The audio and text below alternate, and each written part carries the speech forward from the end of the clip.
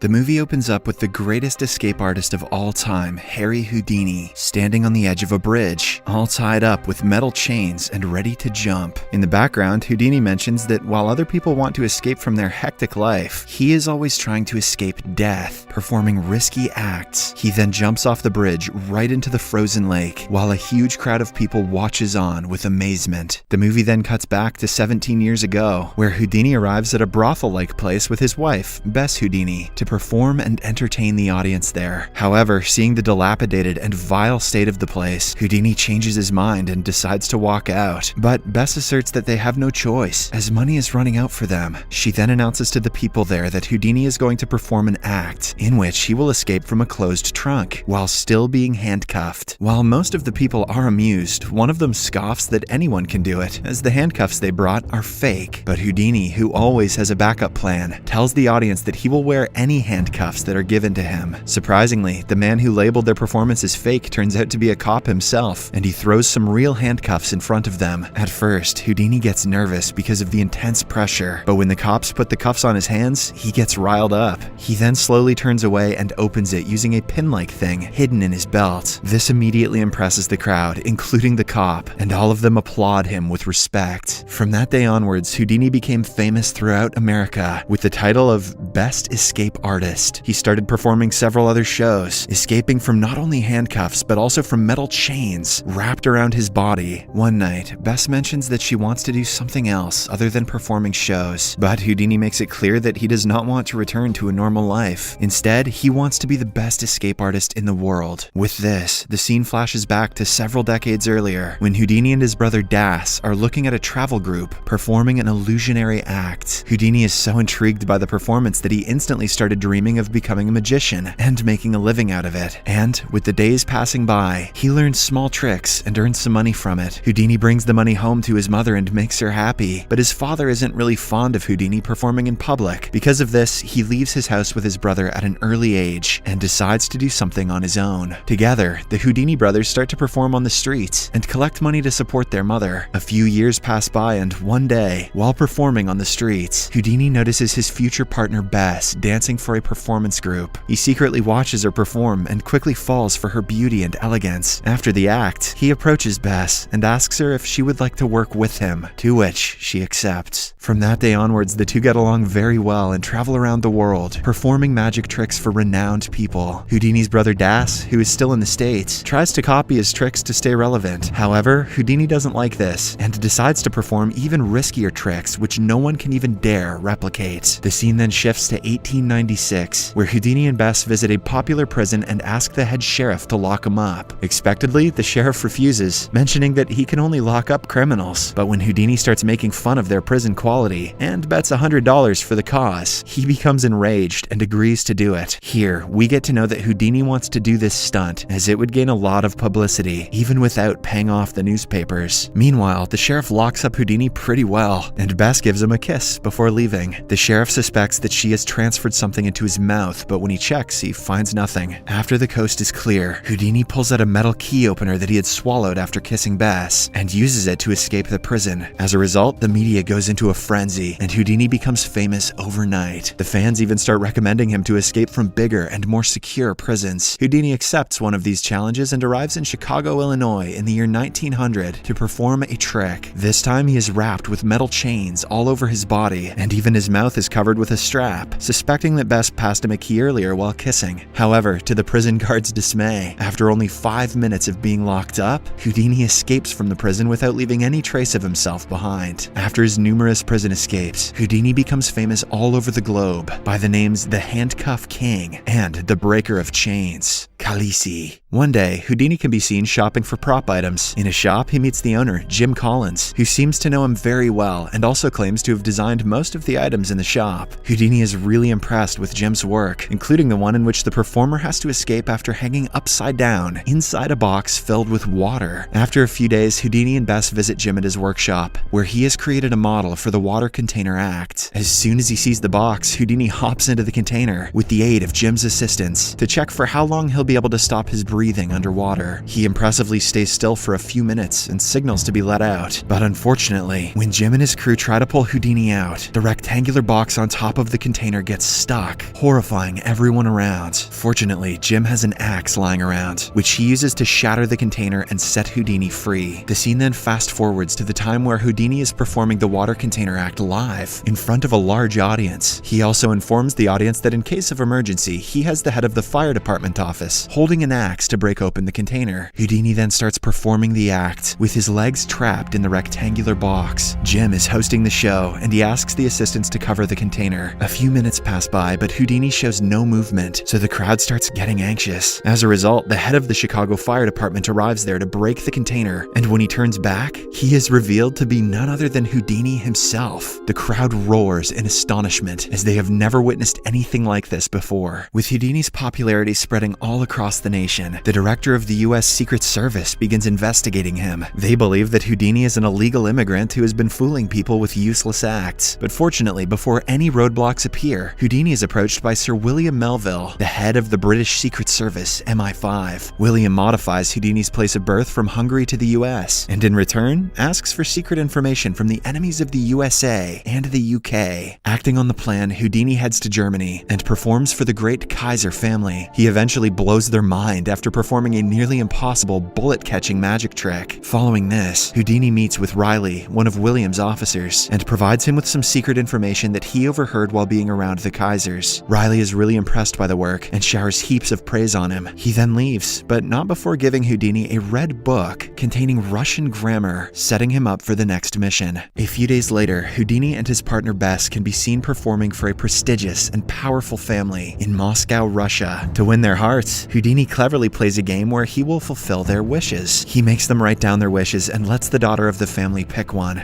It reads, "Ring the Kremlin bell." Everyone laughs at the wish, as the Kremlin has not been rung in over 100 years. But Houdini, being Houdini, uses magic to create a small rope, which he lets the small girl tug, and as soon as she does so, the Kremlin bell starts to ring, leaving everyone in utter disbelief. They even bow their heads to pay their respects. I'm sure Houdini would have preferred money, but I guess a head bow is cool. The next day, Houdini meets William in London and provides him with information about what the Russians are up to. William praises his excellent work and also inquires about how he was able to ring the Kremlin bell. Houdini reveals that everything was set up. When the little girl chose a wish, he secretly switched it with the one he had already prepared, and every time the girl tugged on the rope, his assistant Jim, who was watching from afar, shot the Kremlin bell with his sniper. Before departing, William tells Houdini that he now wants him to go visit the German ambassador and extract some useful information from them. The scene then shifts to Germany, where Houdini is performing a new trick in front of the audience and the German ambassador. Jim mentions that Houdini is locked inside the safe, in which he has only 10 minutes of breathing time. However, in reality, Houdini is not in the safe, but inside the ambassador's office, trying to find some important papers. Unfortunately, while he is snooping around the place, the ambassador returns to his office with a girl, compelling Houdini to hide inside the safe. And to make matters worse, the ambassador notices the safe slightly ajar, prompting him to lock it properly. Houdini, despite being an expert in opening locks, starts feeling the pressure as he's never been inside a real safe before. But with time running out, he remembers that he is Harry Houdini, the greatest showman that the world has ever seen. With this motivation, he starts counting the number of locks present in the safe by remembering the clicks he heard when the ambassador locked it. And with only a few minutes remaining, he successfully opens every single lock and gets out of the safe. Back on the stage, when Jim opens the safe, he finds it filled with several 10-year anniversary gifts for Bess. Meanwhile, Houdini meets up with William and hands him the documents before entering the stage and thanking Bess for being his partner and tolerating him for the last 10 years. However, she doesn't like the fake gesture. She confronts Houdini after the show and states that he only cares about entertaining the audience and nothing else. One thing leads to another, and the two get into an argument, which results in Houdini spending the night alone in the bathroom. The one thing Houdini can't escape is the doghouse. One day, Houdini and Jim are watching a video performance of Charlie Chaplin inside a theater. Houdini believes that Charlie's not doing anything special, but Jim tells him that he's the new competition. again. Later at night, Houdini returns home and again argues with Bess. The latter urges Houdini to quit risking his life, but he mentions that he enjoys putting people in confusion and emerging alive. As the two continue discussing, Houdini notices a glass filled with ice and decides to use it in his next trick. He then rushes to the bathroom and calls Jim to bring buckets full of ice and pour them into the tub. After this, he lies inside the bathtub filled with ice, practicing for his next stunt. A few days later, Houdini can be seen standing on the edge of a bridge with his hands tied by metal chains, ready to jump inside a pool of frozen water. The scene is the same one from the start of the movie. After Houdini jumps, Bess gets frightened and anxious, but to her and everyone else's delight, Houdini manages to unlock his metal chains and handcuffs underwater in only a matter of minutes. However, just when it seems the performance is over, Houdini is swept away by the water currents. He struggles for a while, trying to find a way out, until he envisions his mother there, and with her help and guidance, he safely escapes the frozen water. Seeing her husband risking his life to the bits every time he performs his stunts, Bess again argues with him at home. At first, Houdini gets angry and walks away, but later, he returns home and apologizes to her for overreacting. He also agrees to do only safe acts from now on. Following this, during the next act, Houdini does not risk his life and makes an elephant disappear into thin air, surprising the audience. After the performance, he is approached by the British agent from earlier, Riley, who asks him to visit Europe and Washington to bring some secret information for them. Houdini tries to decline the request, but Riley convinces him by saying that his fans will love a world tour. The scene then shifts to the Empire Theatre in 1914, where Sir Arthur, the writer of Sherlock Holmes, is also amongst the audience. As he watches with eagerness, Houdini performs an act of walking through a brick wall, surprising everyone. After the performance, Arthur approaches Houdini in person and praises him for his great act. Unfortunately, as soon as Arthur leaves, Jim meets Houdini and hands him a telegram. Houdini reads the letter, which is from his brother, informing him of their mother's death. With the news, Houdini is devastated and collapses on the floor. Bess rushes to him and carries him on her lap. After Houdini calms down a bit, he requests Bess stop his brother from burying his mother until he arrives for the funeral. In the next scene, Houdini can be seen at his mother's funeral, where Jim inquires if he can contact her using his supernatural power that he performed in one of his acts before. However, Houdini clears that the act was merely a trick to entertain the audience and that he possesses no supernatural ability. After the tragedy, Houdini's persona completely changes. He starts getting more involved in movies, but every day, he imagines contacting his mother using divine powers. He tries contacting several clairvoyants who claim that they can contact the spirits of dead people. However, all of them turn out to be phony. Enraged, Houdini exposes them and even writes a book about them in 1925 AD. One day, Houdini again meets Sir Arthur and his wife Lady Doyle, the latter who claims to be a clairvoyant. Lady Doyle asserts that she can make him contact his mother and prepares for a personal sitting with him. At the same time, a fortune teller arrives, and when Houdini asks her to tell his fortune, she reads his palm and predicts that he will die soon. Thanks for that. Here's $5. Afterward, Houdini is with the Doyle couple, preparing to summon his mother's spirit. Lady Doyle picks a pencil and writes something on a piece of paper, supposedly under the influence of Houdini's mother's spirit. Following the procedure, Houdini becomes happy and thanks Lady Doyle for contacting his mother. Unfortunately, when Houdini examines the texts written by Lady Doyle, he finds them to be fake. He finds clear English writing in the text, while his mother couldn't even speak a word of the language. He also tells Jim that it was his birthday that day and that his mother would never forget that. With this proof, he declares that Lady Doyle is fake and exposes her and Sir Arthur via radio programs and newspaper interviews. He also declares that he will provide $25,000 to anyone who can make actual contact with his dead mother. In 1926, Houdini visits Boston, Massachusetts to meet a notorious clairvoyant who calls herself Marjorie. He attends one of her table sessions and exposes her fakeness. Enraged, Marjorie visits Houdini in his hotel room and tries to seduce him, but to no success. Hence, before leaving, she reminds Houdini that he will die soon, and after that, they will own his spirit. Houdini's next show is scheduled in Detroit, Michigan, where he performs the act of escaping a rectangular box filled with water. Houdini has performed the act on several occasions, but this time, he ends up fracturing his ankle. After the performance, a doctor visits him and asks him to take a rest, but Houdini responds that he cannot miss his show and hence decides to continue performing with a broken ankle. Later, while Houdini is with his fans, a guy approaches him and punches him hard in the stomach for speaking against Lady Doyle. Houdini whimpers in pain but doesn't talk about it to Bess or Jim and simply goes to perform his next show. Unfortunately, as he is addressing the audience, he suddenly collapses, prompting prompting Jim to immediately call an ambulance. At the hospital, the doctors open up Houdini and discover that he has a ruptured appendix and that he has very little chance of survival. One of the doctors approaches Houdini and breaks the bad news to him. He also talks about how Houdini is a great performer who made millions of people forget their misery. On the other hand, Bess and Jim also learn about the news and become devastated. And